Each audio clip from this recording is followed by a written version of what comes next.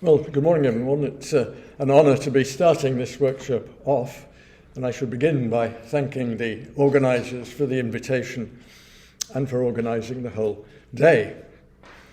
My title is perhaps a bit baroque, but I thought it would be interesting as a basis for our discussion to compare Homer and N, as I shall call the poet of the Nibelungenlied, not to reach a conclusion like Hatto's that the Nibelungenlied is inferior to the Iliad in virtually every regard, page 347 if you don't believe me in his little translation, but rather to see how this highlights aspects of the two poems. And I'll concentrate mainly on the Iliad. Having made the comparison, I must say I find the differences as such that I am much more Cortés than a Panamanian on my peak in Darien. Cortés will now offer his analysis, but he has to admit to a grave ignorance of the Nibelungenlied until recently, of medieval German and of the scholarship of the poem. He can only apologise for the inevitable bêtises and overgeneralizations which will follow. My PowerPoint starts rather attractively, and I'm afraid it then descends into the Stone Age, and what I've got on it is simply the passages that I will quote. I won't keep referring to it, but when I quote, they should be on the handout. Well, let's begin then at the very beginning of the poems, where the differences between the Nibelungenlied and Homer become immediately clear. The Iliad, rather shortened, begins, "Sing, goddess, of the destructive wrath of Peleus' son Achilles, from the time when Atreus' son, king of men, and brilliant Achilles first parted in strife. Who then of the gods was it that brought these two together to contend?" And the Nibelungenlied begins, as everybody must know, "We have been told in ancient tales many marvels of famous heroes, of mighty toil and high festivities, of weeping and wailing and the fighting of bold warriors. Of such things you can now hear wonders unending." Well, the first difference that comes out of this, I think, is the relationship between the poet and the audience. N, through his uns and ear, creates the immediate impression of a poet addressing and engaging an audience. There's nothing of this in Homer, who addresses a goddess, not an audience. In the Odyssey, he asks the muse to tell us too of Odysseus' travails, where he uses the plural humin, but this need not suggest an audience, since the plural is often used as a poetic singular. So by us too, he means me, the poet, as well as other poets you may have helped. So, engagement with an audience. This difference continues throughout the poems. Homer almost never addresses his audience directly. A handful of times he says things like, "You would not think so large an army had a voice in their breast." But these are hardly addresses to an audience, and "you" is in the singular. He uses the first person of himself only when addressing the muses, who are goddesses, who are present, know all, but we hear only the rumours and know nothing. We must presume, therefore, that Homer's engagement with the audience was achieved much more by the manner of his presentation than by appeals to those present. By contrast, N is much more engaged with his audience, with remarks like, "Never, dare we assert, were so many ladies seen together," or "Siegfried stood in the courtyard among the warriors to pass the time," as people still do today. He tells of the poet's ongoing relationships to his material, with questions solved, as in, "We have since learned what these ladies did," and unsolved, as when Siegfried and Kriemhild walked together. "If a white hand were pressed there affectionately, then I was not told so. Yes, I cannot believe that it was not." The poet is not just an entertainer, but a researcher of historical truth in ancient tradition, unlike Homer, who can rely only on his authoritative muse. But there's humour too. Of Kriemhild's gifts to the Saxon pages, N says, "Such gifts encourage one to tell such news to great ladies," as if he was in the habit of doing so himself.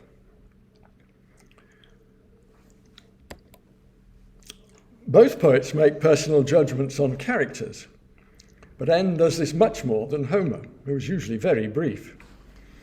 The single word nepios, a fool, often said sympathetically, is relatively common, as when Hector scorns Polydamas' advice to retreat before Achilles, and the Trojans shouted in support. Fools, says Homer. But Homer mainly keeps his views to himself, except in important passages. N is more forthright. He can be regretful, as when Kriemhild divulged some matters that had better been left alone. But is usually caustic, unusually caustic, when the ladies preparing for Gunther's celebration wore many fine robes that became their great beauty to the full, so that a man who nursed ill will against any must have been a half-wit. Criticisms pile up more around Siegfried's death, to choose just two. Gunther says that, Gunther, that faithless man in his perfidy, thanked him with a low bow. And I fancy no warrior will ever again perpetrate such treachery as Hagen contrived. Never should a man practice such monstrous treachery. At the start, N promised us wonders of famous heroes, and there are some splendidly fantastic episodes. But Homer very largely avoids anything extreme. Compare, for instance, the untold thousands in the hall at the end of the Nibelungenlied with the 108 suitors in the slaughter on Ithaca. One can make two direct comparisons to illustrate this. First, both Siegfried and Achilles were vulnerable in one place. Siegfried slew a dragon and bathed in its blood, but a broad leaf fell from the linden between his shoulder blades, leaving him vulnerable there. In Greek myth, and that's where he will die, in Greek myth, Achilles was similarly vulnerable in the heel because Thetis held that and she dropped him in the Styx. But there's nothing of this in Homer. Secondly, striking in the Nibelungenlied is the way that Siegfried's coat of invisibility helps Gunther compete with Brunhild and then overcomes her reluctance to compensate the marriage. You go through the motions, he says, and I shall do the deeds. And this leads to a remarkable physical and literary gymnastics. The only time such a garment is mentioned in the Iliad is in the not very serious episode where Athena uses her cap of invisibility to get the better of her arch enemy Ares in their ongoing spiteful feud. Even in the Odyssey, the depiction of all the fantastic characters is very matter of fact. The Cyclops' monstrosity is soon forgotten. The Phaeacian ships, which are said to have a great knowledge of geography, but the one that takes Odysseus home is remarkable only for its speed. Homer has but one truly surreal scene, again in the Odyssey, not the Iliad, which appears only in Book 20 of the 24, when the fate of Penelope's suitors is sealed. They've ignored many divine warnings and cannot see they can't see the things which the seer who is present describes. Their bodies are wrapped in night, the walls are spattered with blood, ghosts can be seen going down to the underworld, the sun has left the sky, and a mist covers everything. But this is very, very unusual for Homer in either of the epics. Another major difference between the two works lies in the physical and historical descriptions of the characters, though in both the latter is given more weight than the former. Both Kriemhild and Siegfried are given long introductions with short descriptions and longer historical and family backgrounds. In Homer, this is very rare. When major characters enter, usually nothing is said of their appearance or background, and we learn little more with time. That Hector's hair was black is revealed only when Achilles drags it through the dust in Book 22, and that's about all we know about his physique. Ironically, we learn more about the backgrounds of minor figures when they are killed in the battle. Where there are descriptions in Homer, they do have significance. When Paris first appears, Sorry, I've gone too far. When Paris first appears, his famed beauty is not mentioned, and instead he's given not just the usual warrior's spear and shield, but also the lesser warrior's bow and arrows and a leopard skin, which warriors never bear. So he's a curious mixture of the hoplite, as it were, warrior and the marginalised warrior. And that is the point of this passage. It's to establish him as the problematic marginal figure, the cause of all the trouble.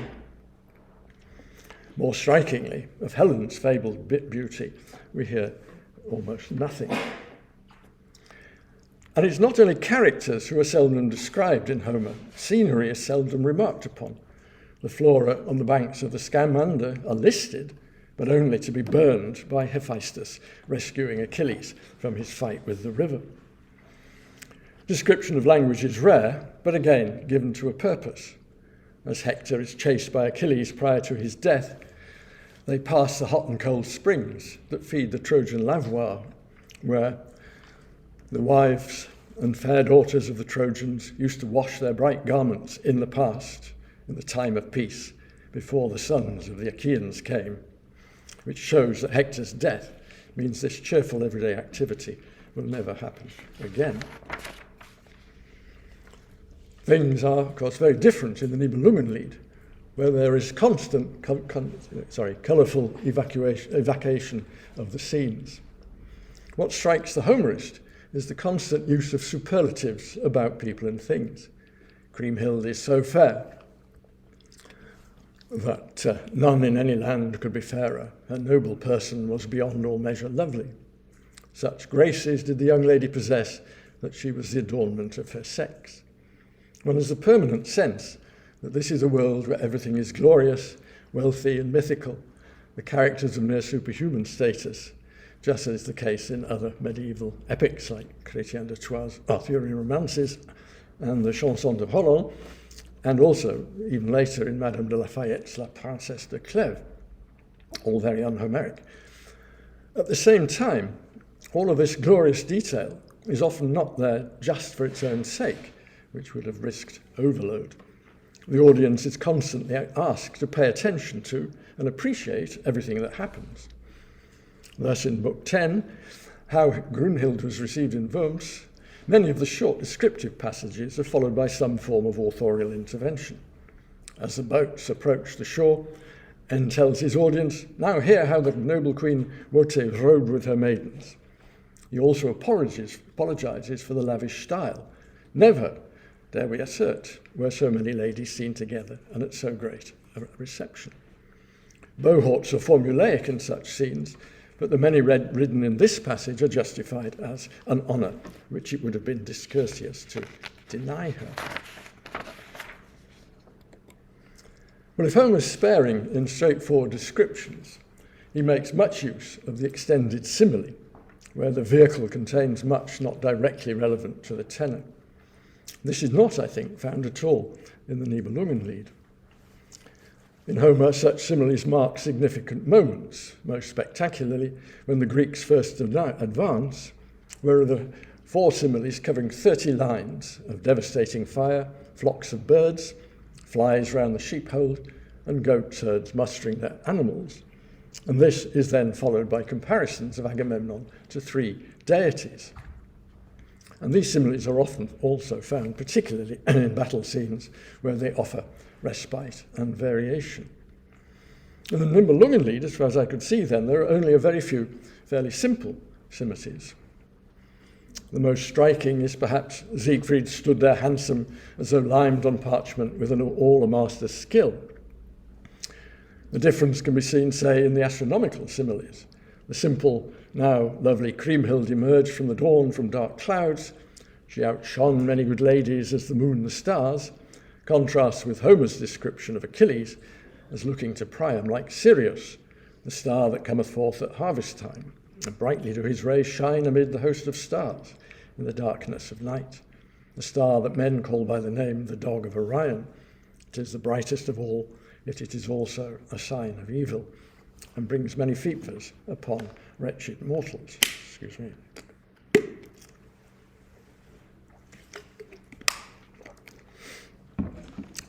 where Dankwart stood at bay before his enemies like a wild boar before the hounds in the forest, Homer will spend 6 lines on a horse that, free from its halter, runs over the plain, bathes in the river rejoicing as he goes. Well, so far we've looked largely at stylistic matters, and there's just time to consider briefly 2 aspects of the ideologies of the poem, religion and morality. It's a well-known surprise that in Christian poem for Christian audiences there's very little reference to God, and as Hatto says, and offers not a word of guidance whether the sanction between his retribution be impersonal fate or the providence of the Holy Trinity. There are few prayers. Kriemhild after Siegfried's death, praise may God let them prosper, and they have deserved of us. When seeking not to be left alone with Siegfried's body, Kriemhild asks, what if the Lord should ordain that death should take me too? But this is merely a human question. Jarno says, God in heaven knows that I was guiltless of Siegfried's death. But this is a rhetorical remark. And when Ludiger says that the devil accursed has sent him, Siegfried, here to Saxony, it's more a despairing remark than a theological statement. In the Nibelungenlied, there are again very few, and these rather casual references to fate, and they seem to congregate towards the end. N himself says, in a somewhat amusing comment, that the Burgundian kings and their vassals would have been glad to escape their fate if any had wished to show them mercy, but they found no pity amongst the Huns, and so it was with great goodwill that they avenged their deaths in advance. Nice way of looking at it. More seriously, the Burgundians encourage each other with the notion that only those who are doomed to die will fall.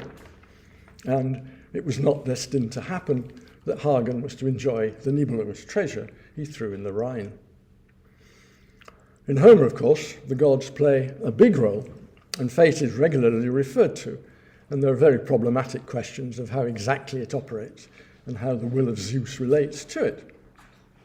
Though fate with a small f is regularly referred to, the fates themselves never appear. Things such as the fall of Troy and the deaths of Hector and Achilles are fated, and they happen, but there are hints that Zeus could change things if he wanted. When he suggests saving Hector, his own son, and Troy itself, he gets the angry reply from Hera or Athena, what a thing to say. Do you wish to free from painful death a man who is mortal and long ago doomed to his fate? Do it, but the rest of us will not approve.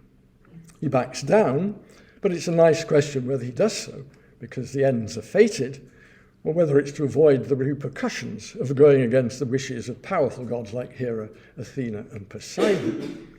He won't have forgotten that, as Homer makes a point of telling us early in the poem, those 3 once tied him up when displeased with some action, and he was freed only by a 100-handed monster from Hades.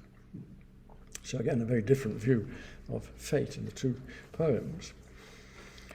In terms of ideology, obviously, one can only be grossly broad brush.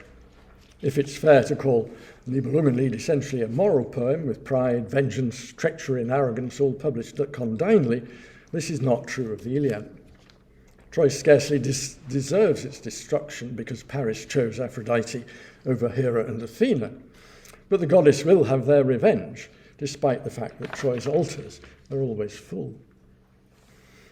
Great mistakes are made by the main characters, by Agamemnon in asserting his authority over his best warrior, by Achilles in refusing to return to the battle despite vast compensation, which leads to the death of his fellow soldiers, his closest companion Patroclus, and of himself, and by Hector in scorning to withdraw when Achilles returns. However, these are more strategic than moral failings. Each has its justifications. Agamemnon is the boss. Achilles realizes Agamemnon doesn't value his great contribution to the fighting, which must by fate lead to his death. So he says that's enough. And Hector thinks that Zeus is giving him success, but unfortunately things have changed, but he has a point. So where does all this leave us? The differences are great, but not surprising given the distance in time and place. Audience, too, must have played a role in the generation of the epics. Nibelungenlied and other Germanic epics had, I presume, largely courtly audiences, to whom the lavish descriptions of courtly and military activities would have had a particular attraction. In 7th century Greece, while, as the poems themselves suggest, recitations could have been held in aristocratic symposia, long poems like the Iliad and the Odyssey would have needed large religious festivals for their performance, and this culminated in the famous recitation contests at the Athenian Panathenaea. Such recitations, then, would have had very diffuse audiences. The date of composition of Homer is still disputed, but it would have occurred in a period of political change away from the dominance of aristocratic families to a wider political spectrum. To these, the questions in the Iliad about Agamemnon or Hector's right to dictate matters autocratically, and the importance given in the Odyssey to low-status characters like big farmers or ladies who look after the house, and indeed beggars, would have been equally attractive. So we have great differences then, or perhaps one should say rich diversity. For the Homerist on his peak in Darien, the view was indeed fascinating. Thank you very much.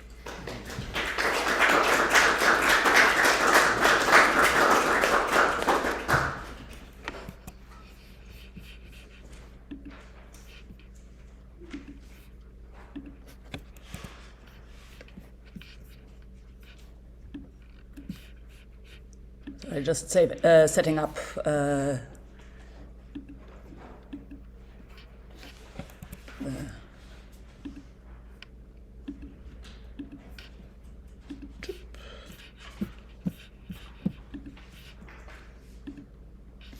you go. You move to the right. Yep. Right.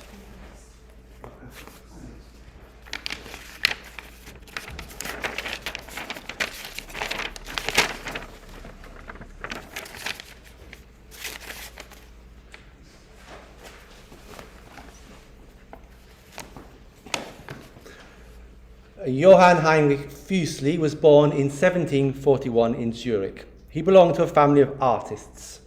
Having censured the Landvogt in a pamphlet, he was obliged to take leave from his native city, making his way to London, where he lived from 1764 until his death in 1825, when, as a famed artist, he was buried in St. Paul's Cathedral.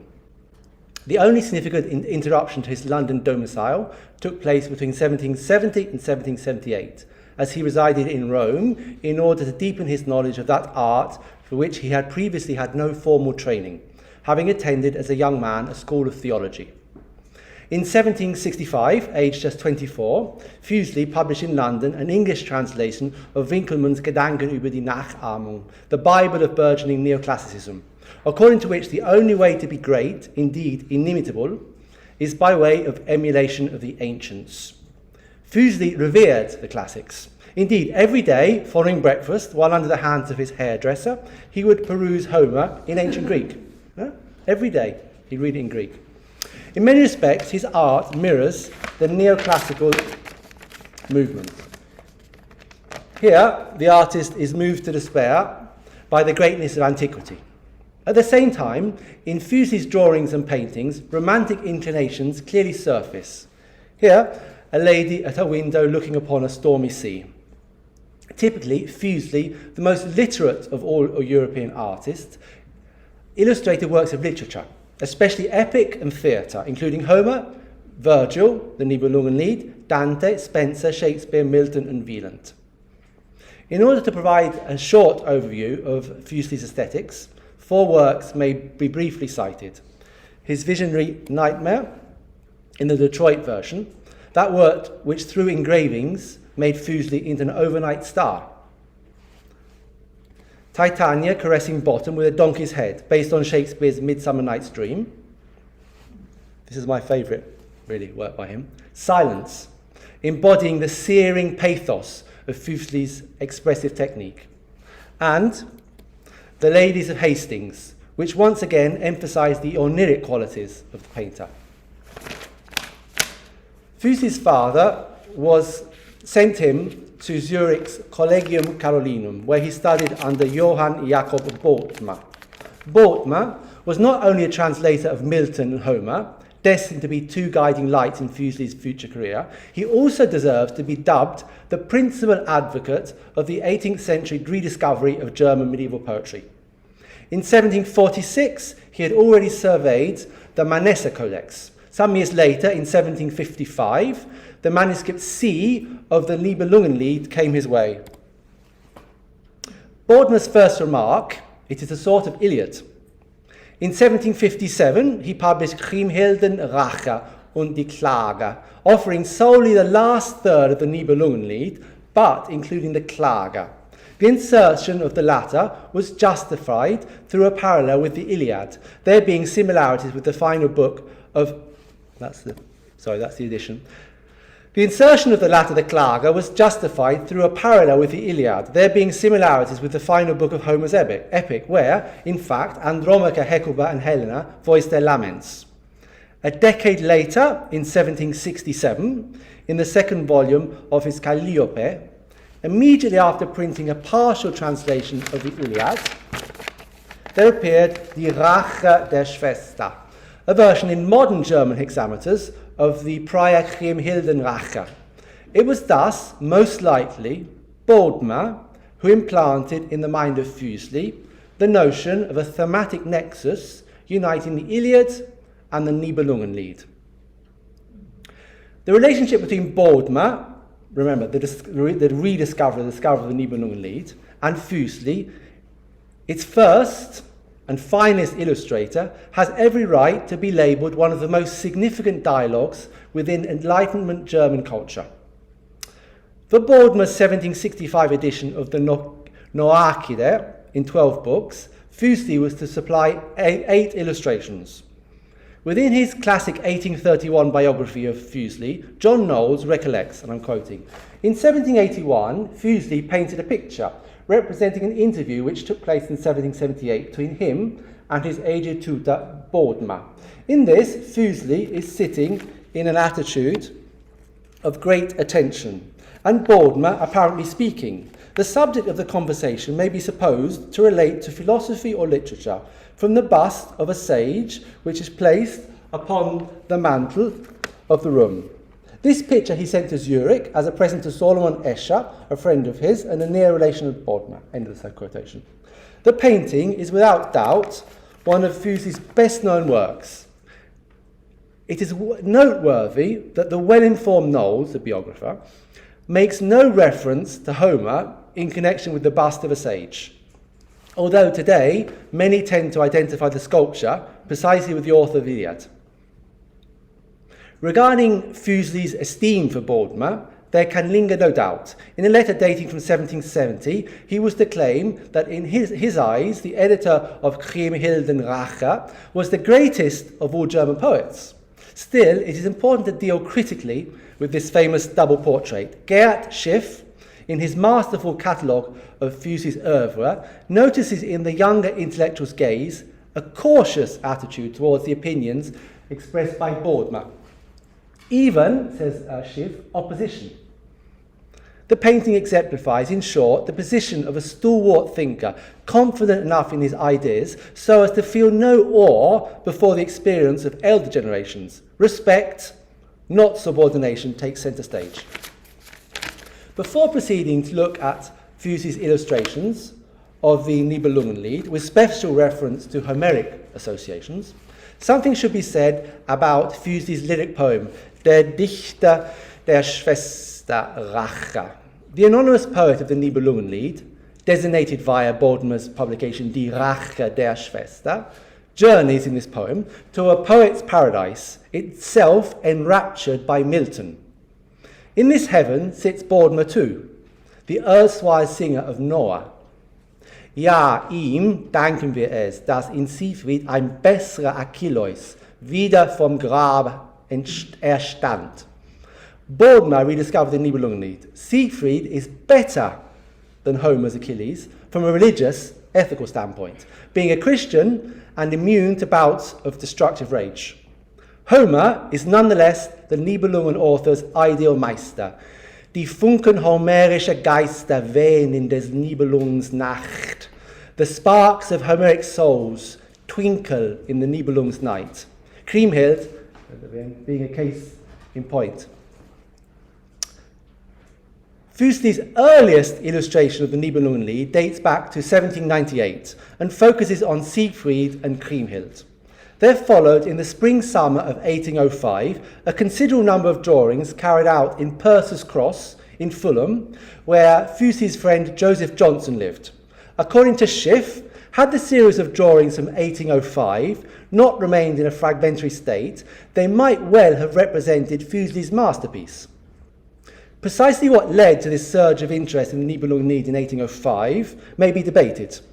In late 1804, Fuseli had been elected Keeper of the Royal Academy. Perhaps this newfound financial security allowed the ageing intellectual a freedom which had been formerly denied to him.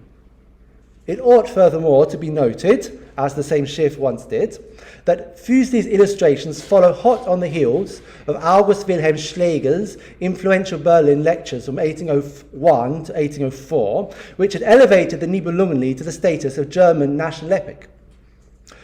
Whether Fuseli ever aimed to develop the flowering artistic project into a fully fledged illustrated book edition of the Nibelungenlied must dwell in the realms of uncertainty.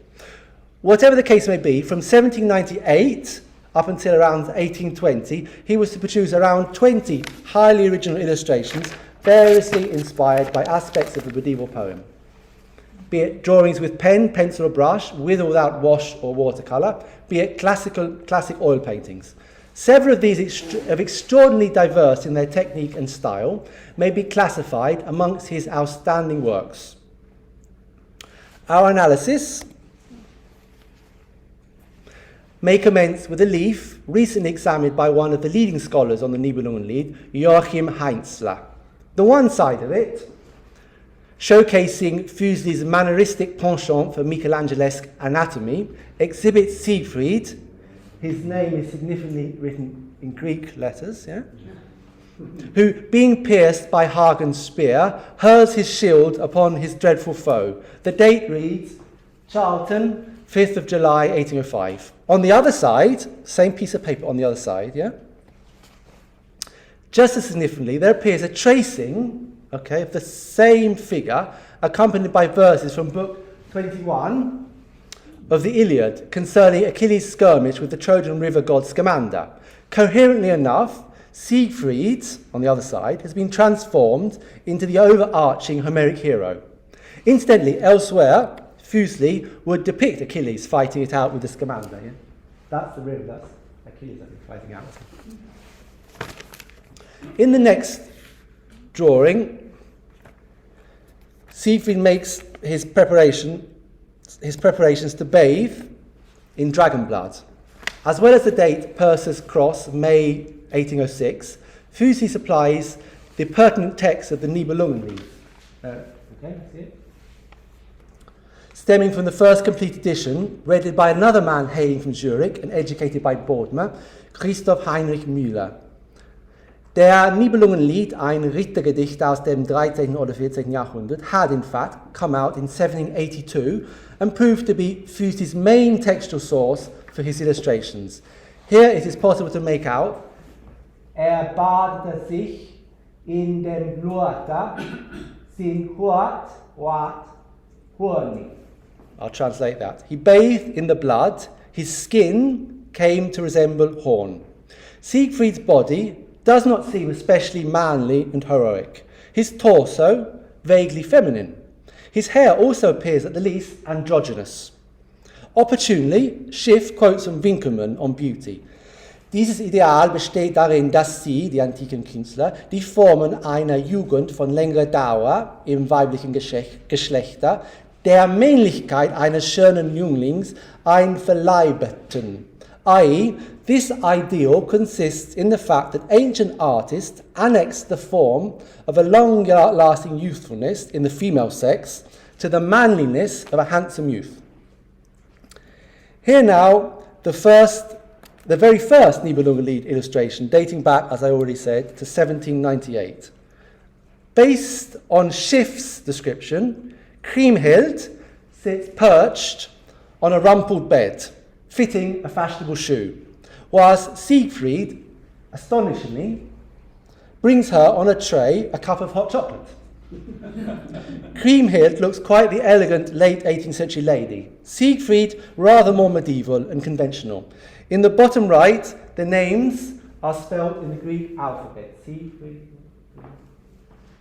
And it's hard to see, but on the left, in Greek letters again, Minamich is written, love me. Indeed, Fuseli has the tendency to present Siegfried as a victim of his passions. Interestingly enough, an analogous procedure may be detected in the Swiss artist's portrait of Achilles.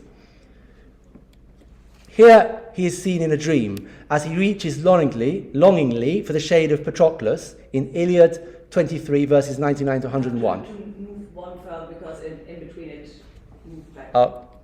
There it is. That's Patroclus. Okay, so that's Achilles, and he's reaching for Patroclus, who will be disappearing back into the underworld. It ought to be pointed out here how here again Achilles takes on rather female features, as Siegfried will do before dipping into his invigorating dragon blood, which we saw earlier.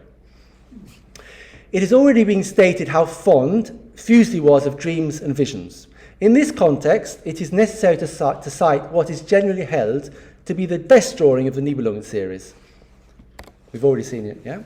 Kriemhild, during her wake beside the dead Siegfried, is overtaken by embodiments of her own self-accusations. Characteristically, Fuseli plays with his source, embellishing it with a detail nowhere to be found in the original. Weil recognises in the three reproachful maidens a reference to the Erinyes, the goddesses of vengeance. What drew Fuseli the most to the Nibelungenlied was the figure of Kriemhild. He rightly understood her to be the pulsing heart of the epic drama. Kriemhild shows Targon, Gunther's head, is dated Perseus Cross. It's very hard to see, but it's down there somewhere. Perseus Cross, 10th of June, 1805.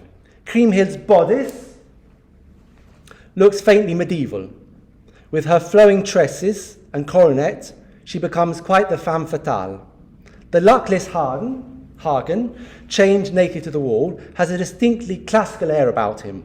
For the illustration, it makes sense to suggest a parallel with Benvenuto Cellini's bronze Perseus with the head of Medusa in Florence's Loggia dei Lanzi, or, moving from the Renaissance to Fuseli's own time, with a marble sculpture by Antonio Canova dating to around 1800 and housed in the Vatican City. I think it's quite striking, the similarity between the two.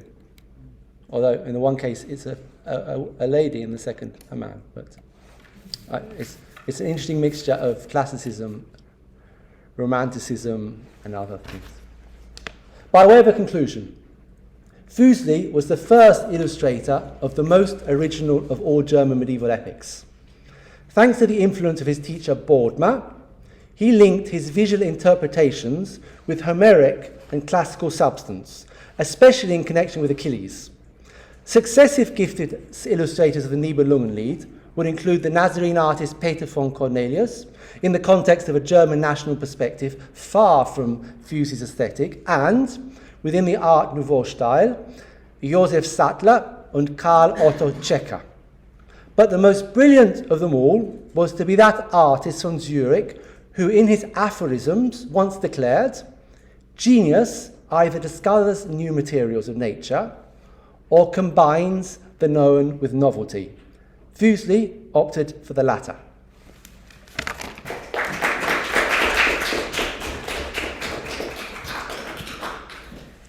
Do you have the handout? Yeah. I'll still call it up so that also the people on the screen can.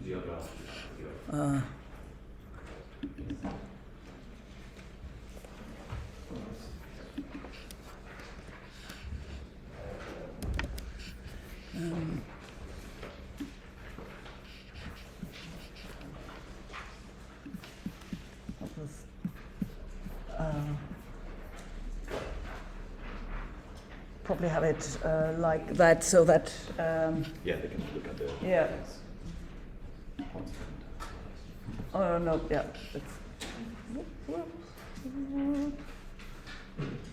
All right. If you would stand here, then you are visible for the. Yes, for the audience, Yeah. for the online audience.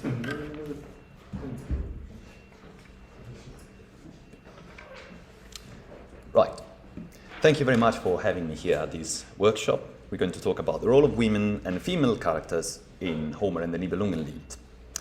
The Homeric poems and the Nibelungenlied represent two of the most outstanding documents within the epic genre. Although they were composed roughly 2 millennia apart from each other and into very distant geographical locations, a number of remarkable similarities in the poet's compositional strategies and general handling of the epic material have made comparative efforts between these poems particularly remunerative. Resemblances may be found on the level of fixed formulae and formulaic expressions, especially epithets for warriors or noblewomen. Certain idioms of the epic diction in both traditions are also strikingly similar. In Homer, for example, a character may be referred to with a periphrasis that mentions that character's strength or might. Thus, Heracles becomes the strength of Heracles, bie Herakleie, and the Phaeacian king Alcinous is called the might of Alcinous, menos alkinoio. A character's designation by means of the physical attribute is also a common trope in the Nibelungenlied, where hands and bodies are used in periphrasis to refer to a character. Siegfried may be called Siegfried's hand, Sigfrides hand, and King Gunther may be referred to as Gunther's body, des König Gunther's lip. Further similarities may be found on the level of narrative strategies, as shown by Bernhard Fähnig in his book Homer and the Nibelungenlied, where patterns such as ring composition and epic doublets, common to both traditions, are highlighted and analyzed in detail. So, operating along Fähnig's lines, that is, without making assumptions on the origins of these poems, we will see whether similar patterns and strategies can be detected in the characterization of women and female figures. At least as far as Indo-European epic is concerned, no other works feature an array of female figures playing such a prominent role as our Nibelungenlied or our Odyssey. Characters such as Penelope, Chrimhild, Helen, Brunhild, and others deeply affect the epic narrative and were carefully crafted by the respective poets. Thanks to their prominence and artful design in both traditions, women and female figures constitute a promising ground for a comparison. In what follows, we will look at two specific prototypes of female characters. A woman with supernatural powers that poses a threat to the main hero, and a woman bereft who laments her dead husband.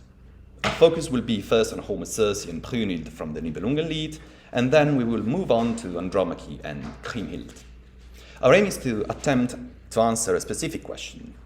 If an epic poet were to employ such prototypes, how would they shape the surrounding narrative?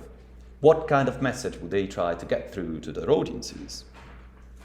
We will see that in both traditions, the poets seem to be particularly concerned with the gender gulf between male and female. They take pains to highlight this existential chasm and portray the implications of the distance and impermeability between the male and the female sphere, especially when the boundaries between the two spheres come close to blurring. In what follows, I will assume a certain familiarity with the plot of the Iliad, the Odyssey, and the Nibelungenlied, but I will also try to situate the scenes we will look at in the broader narrative context. In this paper, I'm also going to stick to the Nibelungen material as it appears in the Nibelungenlied, but this kind of comparison may also be potentially extended to the Nordic sources as well. Let us begin by comparing the characters of Circe from Odyssey 10 and Brunhild from the Nibelungenlied. In the Odyssey, the episode with Circe is narrated by Odysseus to the Phaeacians as part of his 10-year-long wanderings. After narrowly escaping from the monstrous Laestrygonians, the hero and his men come to the island of Aiaia. Odysseus dispatches half of his comrades into the woods to look for help. The comrades find a palace in the midst of the wood, where they are welcomed and entertained by a mysterious woman. However, after the comrades have tasted of food and drinks, which had been previously drugged, Circe strikes them with her wand, Circe is the mysterious woman, of course, and turns them into pigs. Once Odysseus learns of his man's fate, He sets out into the forest and with the help of the god Hermes manages to counter the effect of Circe's drugs and make her powerless. He then becomes a lover and remains on Ayaya for an entire year. In the Nibelungenlied, the Burgundian king Gunther is determined to woo Brunhild, the queen of Iceland, and make her his wife. Brunhild is famed not only for her exceptional beauty, but also for her superhuman strength, and she requires whoever decides to court her to face her in 3 athletic contests. In case of failure, the prospective suitor is sentenced to death. Accompanied by the poem's main hero Siegfried, his loyal counselor Hagen, and a third companion, Gunther sets out for Brunhild's court at Isenstein in Iceland. In exchange for the hand of Gunther's sister, the princess Kriemhild, Siegfried devises a plan to beat Brunhild. He pretends to be Gunther's vassal in Iceland and sneaks back to the ship to retrieve his invisibility cloak, the Tarnkappe, with which he successfully helps Gunther win the contest against Brunhild, who concedes her defeat and accepts to become Gunther's wife. Back in Worms, the seat of the Burgundian kingdom in Germany, the proud Brunhild refuses to sleep with Gunther on their wedding night, and when the king tries to approach her sexually, she overpowers him, hangs him up on a nail, and leaves him dangling from the wall until daybreak. The following night, Siegfried again intervenes to help Gunther with the help of his invisibility cloak, which also endows him with the strength of 12 men. The hero manages to subdue Brunhild in a bed after a harsh fight and renders her powerless. He then leaves her to Gunther, who can finally sleep with his wife. This is the basic narrative context of the two scenes, and if we now put on a pair of comparative glasses and take a closer look at the scenes and the characters, we may see that they have some interesting points in common. First of all, in both scenes, the action features an encounter with a supernatural female character, Circe and Brunhild, who has the power to annihilate men. Point 2. This superhuman woman lives on a remote island, beyond the boundaries of the human and civilized world, so to say. Ayaya, Circe's abode, is located in the extreme east, close to the House of Dawn and the rising of the sun, while Brunhild lives Gesetzen über See, across the sea, at the very edge of the world of the Nibelungen. Point 3. Despite the women's superhuman nature and isolation, the social order on both Ayaya and Isenstein does not seem to feature anything anomalous. Circe's palace is illustrated in typically human terms, with its hordes of servants and maids, and the rituals of bath and banquet. Similarly, Brunhild's court is no different from any other which the poet describes in the course of the poem. 4. The supernatural woman poses a threat to the male hero who encounters her, Odysseus on one side and Gunther and Siegfried on the other. This hero will be called the tamer from now on for the sake of brevity. The threat is articulated as an attack on the tamer's masculinity. Circe, says Hermes, may make Odysseus anenora, unmanly. And in the Nibelungenlied, much is made of the fact that Gunther may lose his life at the hands of a woman, and that he is rendered harmless on his wedding night by his own wife. Furthermore, Siegfried laments that Brunhild's potential victory in their bedroom fight would disrupt the male-dominated social order and enable women to bear a haughty mood against their men. 5. The attempts of those who encountered the superhuman woman before the tamer end in disaster. Odysseus' men are turned into pigs, while Brunhild's previous suitors are said to have perished. 6. Both tamers have a supernatural helper by their side. Odysseus is helped by the god Hermes, and Gunther is helped by Siegfried, who plays the double role of tamer and helper. Though human, Siegfried is construed as a larger-than-life figure in the Nibelungenlied, and scholars have gone as far as to say that he hails from a world of quasi-gods and does not really fit into the human courtly world of the Burgundians.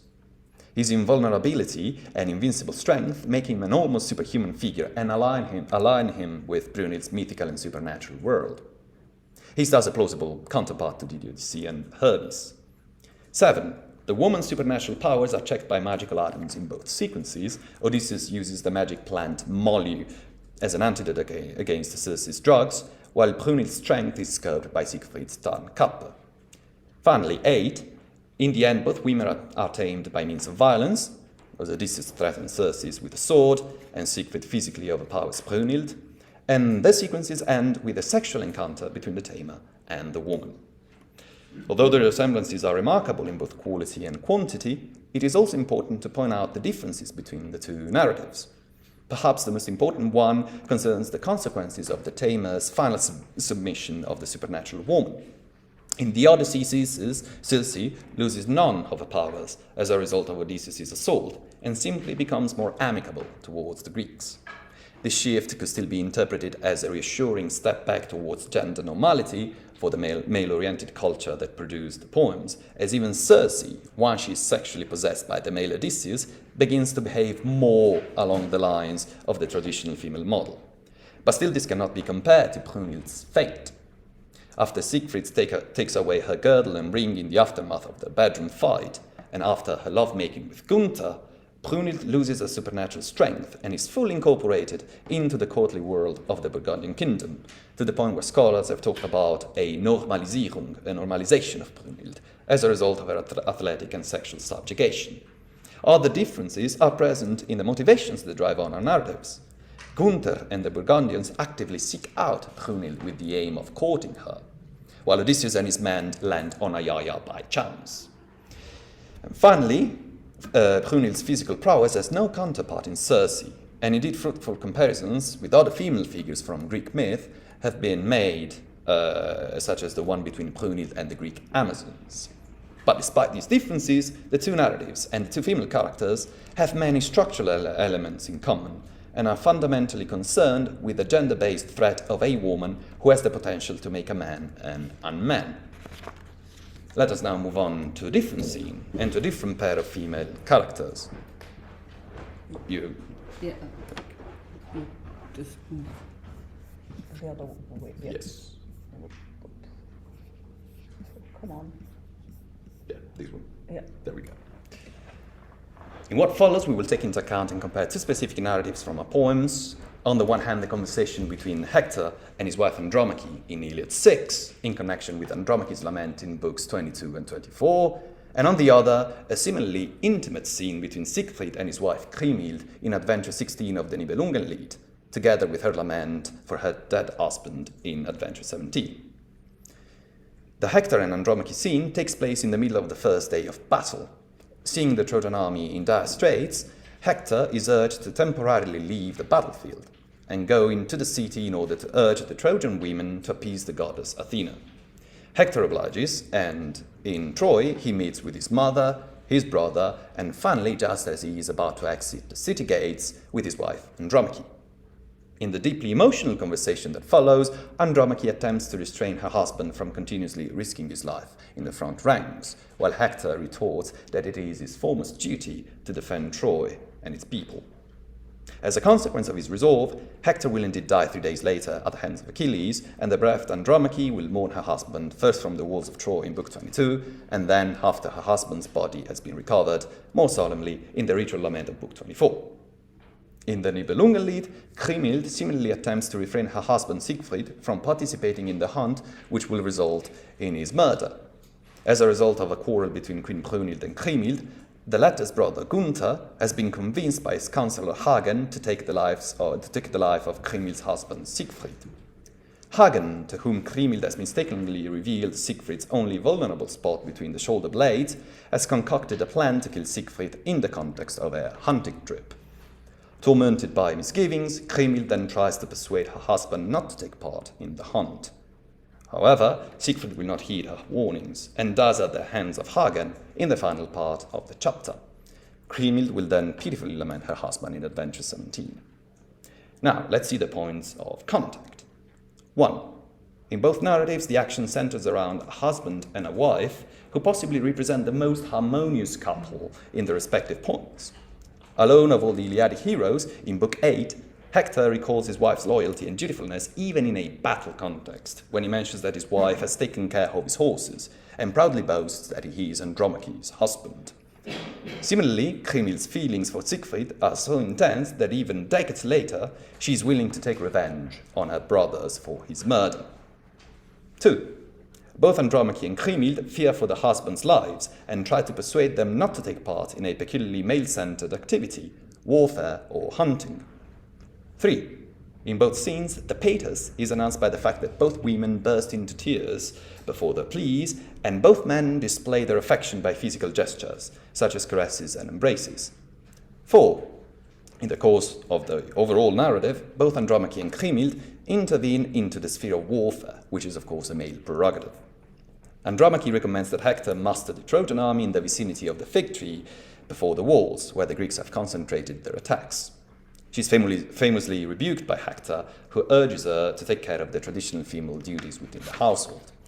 Kriemhild is actively concerned with how her husband will fare in a possible war against the Saxons, and in an attempt to protect Siegfried, she reveals to Hagen his only vulnerable spot. In short, both Andromache and Kriemhild display an active interest in the realm of warfare and overstep the social boundaries assigned to women in both traditions. 5. In both narratives, the husband will not heed his wife's warning and dies later in the poem. And finally, 6. Both wives lament their husbands at length, and note that in the context of this lament, both Andromache and Kriemhild take their dead husband's head in their hands. Just as in our previous case study, the two narratives present important differences. Unlike Kriemhild in the Nibelungenlied, Andromache does not involuntarily betray her husband to his enemies. Secondly, in the conversation with his wife, Hector is rather aware of his final destiny and the risks he is running in battle, unlike Siegfried, who is completely unaware of the ambush planned by Hagen. We have to say that Hector's self-awareness gradually ebbs in the second half of the poem when he becomes infatuated with hubris and loses sight of his human limits, to the point where he decides to face Achilles in his final duel. Finally, the role of Astyanax, Hector and Andromache's infant son, is considerable in the conversation between his parents, as his presence further enhances the pathos of the scene and draws husband and wife closer together, while in the Nibelungenlied, the son of Kriemhild and Siegfried is conspicuously absent from both the scene and his parents' conversation. So the narratives that we have looked at, as we have seen, feature some important differences, but the points of contact are numerous and, in certain cases, remarkable for their detailed exactitude. When faced with analogous female prototypes, it seems, ancient and medieval epic poets will structure the plot according to similar patterns. If the woman is endowed with supernatural powers, such as Circe or Brunhild, the poets automatically depict her as a threat for the male hero and shape the narratives in such a way as to eliminate or at least lessen her powers by means of physical violence and sex. Likewise, if a woman who is overall incorporated in the traditional social order is doomed to lose a husband, such as Andromache and Kriemhild, our poets adopt similar strategies. Both bereft women refrain their husbands from participating in typical male activities, they unsuccessfully attempt to intrude into the domain of men, and stepping back into the womanly province, finally perform a ritual lament in their husband's honor. In both case studies, the gulf between the sexes is underlined, carefully articulated, and vividly presented to the audience. In their own different ways, both the supernatural woman and the bereft woman present a threat to, or incarnate a deterrent from, the hero's masculinity, and ultimately seem to be designed to make it difficult for a man to be a man. If the male hero succumbs to either prototype, he will renounce part of his identity and become an enor, an unman. It is interesting to speculate on the origins of these similarities. Although Middle High German poems such as Herbert von Fritzlach's Lied von Troje or Heinrich von Waldeck's Enes Roman attest that material from the Trojan cycle circulated in Germany around the 12th and 13th centuries, it is highly implausible, I believe, to posit a direct influence by Homer on the anonymous author of the Nibelungenlied. If we broaden our comparative horizons, we might see that certain epic prototypes of female detainers, that is, women who try to keep the main hero of a poem with them as long as possible, may be distant relatives of our female characters, especially Circe and Brunhild. We may think of the goddess Ishtar from the Gilgamesh epic, or Ulupi and Chitrangada from the Sanskrit Mahabharata. Some elements in their characterization of our epic women might then be due to the influence of ancient epic models of Indo-European and even non-Indo-European origin. These character prototypes may have been partly preserved in the closer daughter traditions, such as the Sanskrit and ancient Greek ones, and then may have reached medieval Germany, and Scandinavia as well, via the Pan-Germanic tradition. Still, this reconstruction of our direct descendants of our epic women from Proto-Indo-European character prototypes is highly speculative, and at any rate we would be dealing with dim and distant echoes which can hardly account for the complexity of our epic women.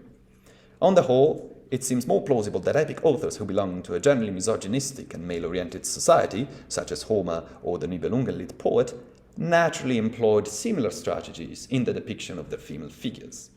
The characters of Brunhild and Circe, of Kriemhild and Andromache, as well as the narratives that surround them, bear some important similarities because the minds of two epic colleagues, so to say, with a common male-oriented background, thought alike. In conclusion, the depiction of women as a threat or obstacle to a hero's masculine identity can thus be taken as a natural common trait which links together epic traditions across space and time, from ancient Greece to medieval Germany. Thank you. You want to come to the front? I'll just stop the recording and